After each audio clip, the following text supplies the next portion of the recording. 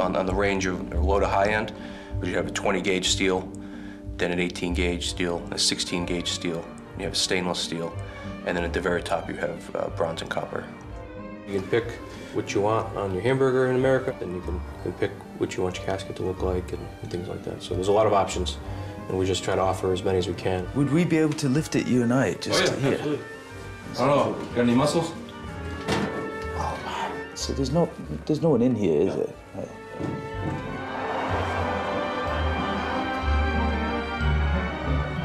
Death can be a messy business. By the time most of us die, we will have accumulated toxins and heavy metals into our bodies, which, if we are cremated, get released directly into the atmosphere. And it's not just these direct environmental impacts that we have to worry about. In America alone, 2 million caskets are buried every year, along with 1.6 million tons of cement and enough metal to build the Golden Gate Bridge. I'm Russell Beard in Massachusetts to meet an environmental group who are charting a greener way to the great hereafter. 3 gallons of toxic embalming fluids such as formaldehyde are used per person, and with conventional cemeteries hosting 1,000 bodies per acre, this soon adds up and can seep into the groundwater. Glen and Carol from the Green Burial Committee want things to change. What you have really here is a landfill. You have a toxic waste landfill. It's not a pleasant thing to think of. It's not, is it?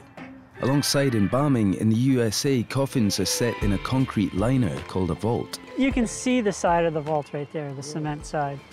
So the top collapsed. So the larger the void underground, the larger the vault, the more soil falls down into it. If you know anything about soil, and that's what I've studied my whole life, soil is a composite of all of the life that has occurred on that place over thousands of years. And in a natural burial, we're really part of that system. You would be recycled and you would live again. And you know, that's really a great concept. That instead of being buried in a cement box, you're part of a flourishing ecosystem instead. Yeah. And that's what we're hoping to accomplish. When it comes to making this decision, I'm guessing you've already made your decision. Yeah. Personally, I would like to be composted. Really? You'd be surrounded by wood chips and you would heat up pretty fast. Wow. And up to 160 degrees and there'd be almost nothing left except compost after a few weeks.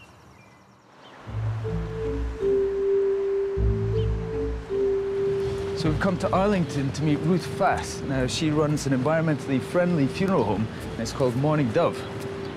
And it's around here somewhere. There are now hundreds of alternatives to metal and hardwood coffins, and Ruth FAAS has become a big supplier in New England. But this is a casket made out of banana leaves.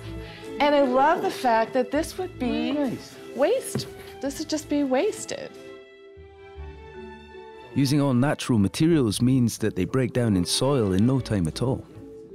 There's a saying, we die as we live, but it hasn't always been true with our funeral practices because we haven't known, and we haven't known there are options. So you can see it's not a very elaborate showroom, but recycled paper. This is what I want, definitely. This is definitely what I want. This is great. Oh, wow, this is a DIY. It's kind of a flat pack. This is a shroud, so it could be in a green cemetery. You could just be laid in the ground in this. There's actually somebody in there. There is. Yep. And so that this would be buried at a shallower level than the 6 feet under, where. That looks amazing. Isn't that lovely? Yeah. That's a cardboard one. And that's the one that has this. Yeah, it is. That's the one that has this kind of insert, which I've left out of a different cardboard one well, to that show. Sits in the bottom of it to keep it from. Corrugated. You're going to be fine carrying someone on that. And then you'll go into the ground, and then cardboard in a very short time. Yes. A little bit of rain. And so again, somebody has said to me, I don't want a casket that's going to biodegrade faster than I am.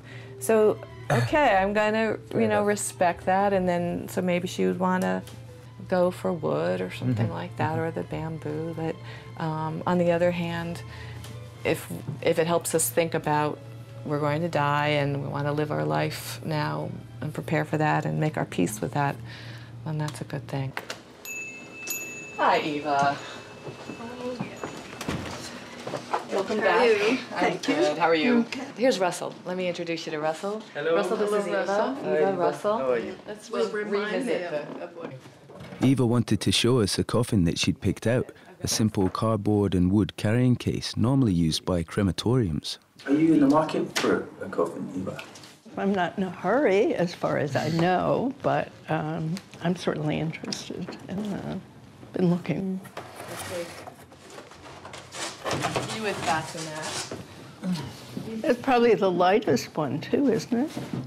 Yeah, you I think that's right. I mean, we can lift that on our fingers. Yeah. And I mean, that's not going to take too long to.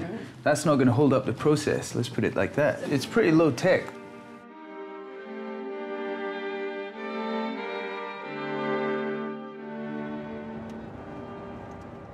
As some of you know, I've been working with others to try to establish a cemetery for natural burial in Massachusetts. If we succeed, I will buy the first plot. If we don't succeed, I'd like to go to Cedar Brook in Lymington, Maine.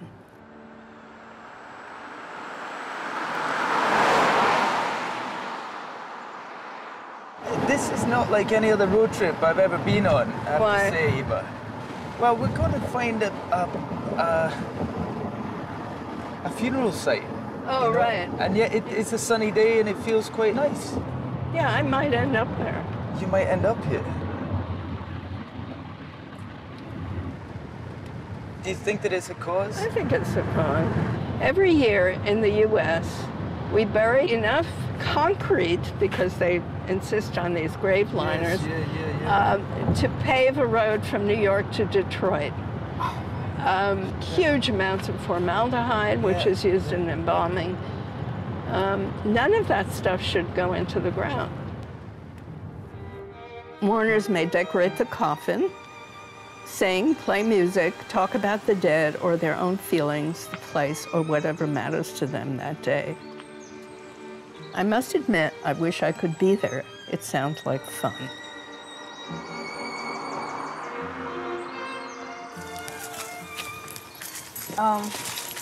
He was buried March 10th, and This year?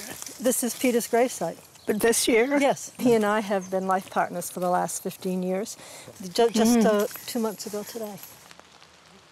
We have 150 acres here, and 3 of it is devoted to the cemetery. Cedar Brook, the cemetery.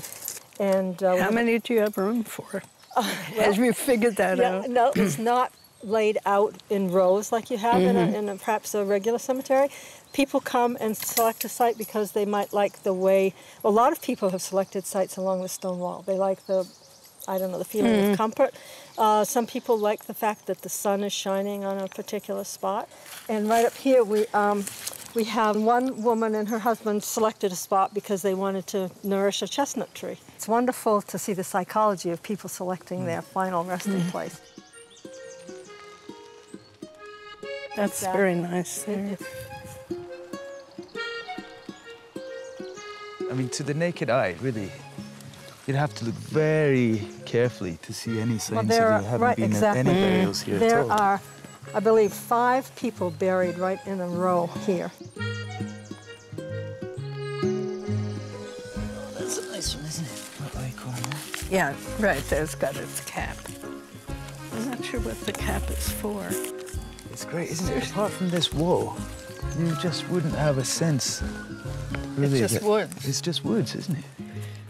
There is the whole thing of, if you're not buying some elaborate box and spending a lot of money, you're not really honoring your loved one, assuming you actually love the person. I mean, there's a lot of plain bullshit about this. I mean, I haven't found a spot yet we standing on somebody's grave? I don't know if we would even know if we were. You wouldn't know it. Yeah, it's nice. I'm not going to decide today.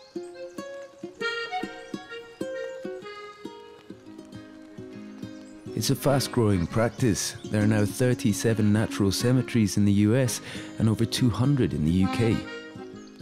EVA and the Green Burial Committee are still waiting for a plot in Massachusetts.